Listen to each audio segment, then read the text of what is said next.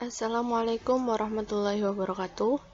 Kami kelompok 10 mata kuliah Kapita Selekta Matematika akan mempresentasikan hasil diskusi kami, yakni heuristik 3 dan 4, dengan anggota kelompok Vina Oktaviani, Syara Lufita, Pangesti Wahyuning Mulia, Umaratul Ma'rifah, dan Lutfi Sagita Fitri. Strategi pemecahan masalah.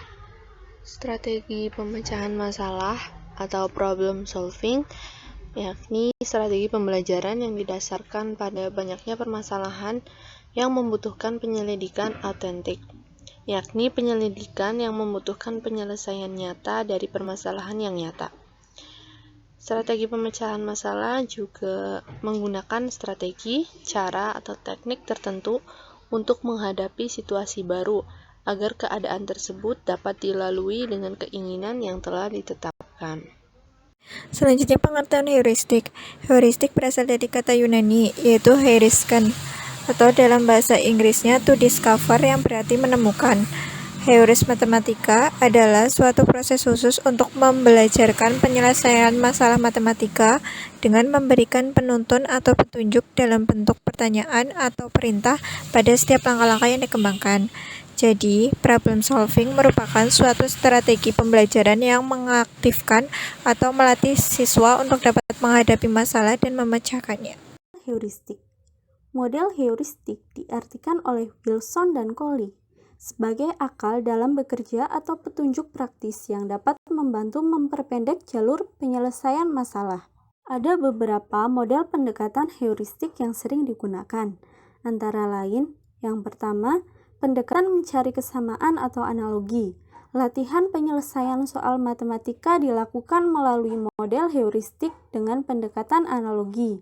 Mula-mula, siswa diberikan contoh soal yang sudah diselesaikan.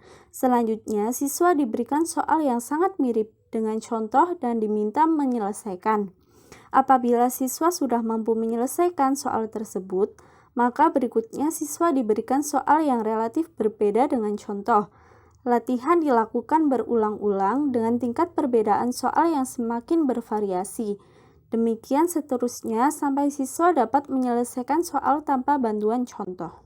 Yang kedua, pendekatan bekerja mundur atau mulai dari akhir.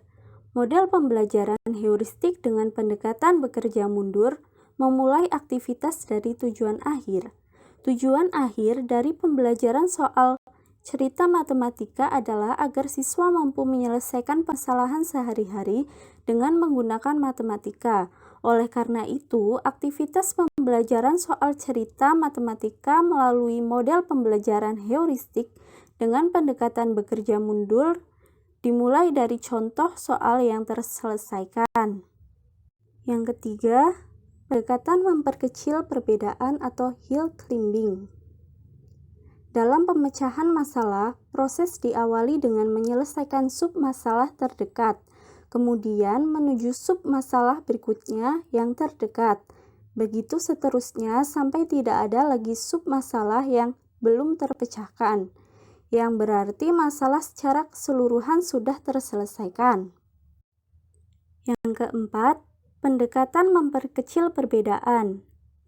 Tujuan yang ingin dicapai dipecah-pecah menjadi beberapa subtujuan yang lebih kecil. Pencapaian rangkaian subtujuan secara berurutan akan mengantarkan kepada pencapaian tujuan akhir.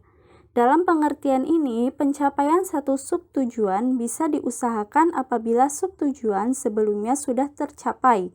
Tampak di sini bahwa pendekatan pemecah tujuan merupakan kebalikan dari pendekatan bekerja mundur.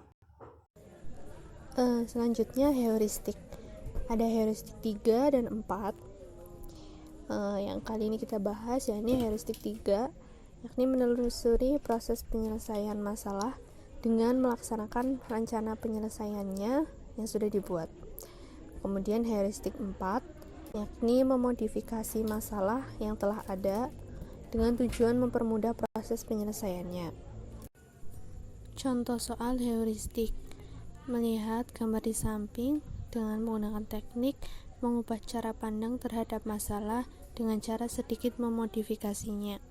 Contoh kasus: jika titik KLMN merupakan titik tengah masing-masing garis AD, AB, BC, dan CD dari suatu persegi ABCD.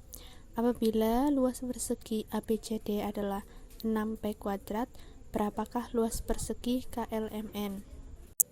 Alternatif penyelesaian. Yang pertama, bagi belah ketupat tersebut dengan garis. Kemudian jika diperhatikan, maka akan membentuk bangun segitiga yang sama besarnya. Yang kedua, kita dapat melihat bahwa persegi ABCD memiliki 8 bangun segitiga. Yang ketiga, bangun ketupat KLMN memiliki bangun segitiga sebanyak 4.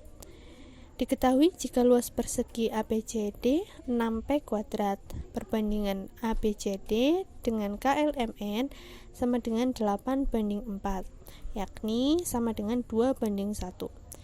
Jadi ABCD dibanding KLMN sama dengan 6P² banding 3P² atau setengah dari luas persegi ABCD. Contoh soal heuristik 2.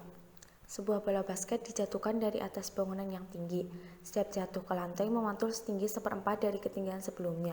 Jika pada pantulan keempat tingginya 1,6 meter, berapakah ketinggian bangunan tersebut? Penyelesaiannya. Langkah pertama, memahami masalah. Bola dijatuhkan dari atas bangunan. Setiap pantulan setinggi 1/4 dari ketinggian sebelumnya. Pada pantulan keempat tingginya 1,6 meter, ditanyakan ketinggian bangunan tersebut. Langkah kedua, strategi yang digunakan adalah bekerja mundur, karena yang diketahui pantulan keempat dan ditanyakan tinggi bangunan di mana bola dijatuhkan pertama kali. Selanjutnya, langkah ketiga, menyelesaikan masalah. Ketinggian pantulan ketiga 1,6 kali 4 sama dengan 6,4. Ketinggian pada pantulan kedua 6,4 kali 4 sama dengan 25,6. Ketinggian pada pantulan pertama 25,6 kali 4 sama dengan 102,4. Ketinggian gedung 102,4 kali 4 sama dengan 409,6. Jadi bola tersebut dijatuhkan dari ketinggian 409,6 meter. Langkah 4, memeriksa jawaban dari kondisi awal ke kondisi akhir. Dari ketinggian 409,6 meter bola dijatuhkan. Ketinggian pantulan pertama 1/4 dari 409,6 meter sama dengan 102,4 meter. Ketinggian pantulan kedua 1/4 dari 102,4 meter sama dengan 25,6 meter.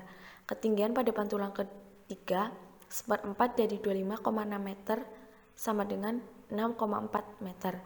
Ketinggian pada pantulan keempat 1/4 dari 6,4 meter sama dengan 1,6 meter. Dan ternyata hasilnya sesuai. Sekian presentasi dari kelompok 10, semoga bermanfaat. Wassalamualaikum warahmatullahi wabarakatuh.